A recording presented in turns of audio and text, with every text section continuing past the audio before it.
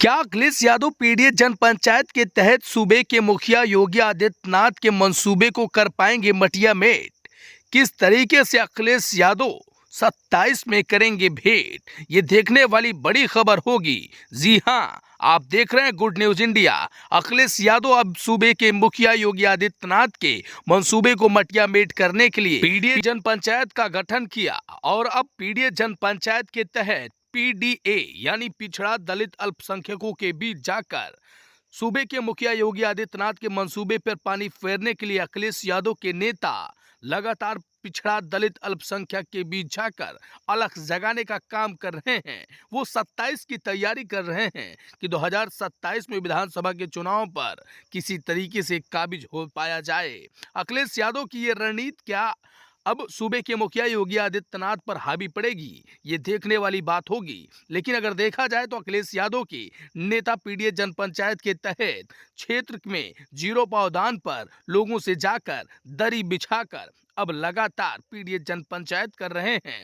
गरीब और मजदूर किसानों के बीच जाकर वो अपनी अपनी बातें बता रहे हैं। जी आपको बता दें कि अगर देखा जाए तो लगातार पूरी तन्मयता के साथ अखिलेश यादव के समर्थक और अखिलेश यादव के नेता अब पूरी तरह से पीडीए जनपंचायत को लेकर एकदम हावी हो चुके हैं और अखिलेश यादव पूरी तरीके से ग्राउंड जीरो पर उतर चुके हैं। लगातार देखा जा रहा है अखिलेश यादव के नेता माइक के जरिए और किसी न किसी तरीके से दरी बिछाकर लोगों के बीच बैठ जा रहे हैं। पूरी तरीके से अब ये बता रहे हैं कि अखिलेश यादव अगर हैं तो उत्तर प्रदेश है, बाकी उत्तर प्रदेश का विकास योगी आदित्यनाथ नहीं कर पाएंगे। अगर होगा उत्तर प्रदेश का विकास तो कर पाएंगे अखिलेश यादव, उसके पहले कोई नहीं कर सकता है। ये देखिए जनपंचायत के तहत किस तरीके से लोगों का सम्मान किया जा रहा है। अब पिछड़ा दलित अल्पसंख्यक को जगाने के लिए पीडीए पंचायत की जा रही है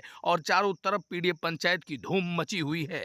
योगी आदित्यनाथ के मंसूबे को पूरी तरीके से फेल करने के लिए 2027 चुनाव पर कब्जा पाने के लिए क्या अखिलेश यादव की ये पीडीए जनपंचायत अब दिला पाएगी अखिलेश यादव की कुर्सी? क्या होगा पीडीए पंचायत के बाद? आखिरकार पीडीए पंचायत के जरिए इतनी मेहनत जमीन पर उतर चुके हैं समाजवादी पार्टी के नेता।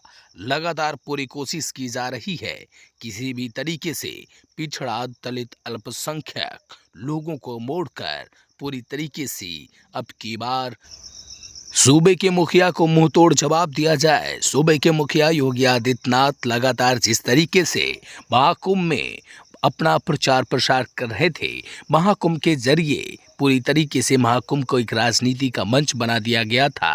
अखिलेश यादव का कहना था कि महाकुंभ के जरिए ये श्रद्धालु को परेशान कर रहे हैं, अपने राजनीति गांठ रहे हैं, राजनीतिक रोटी सेक रहे हैं।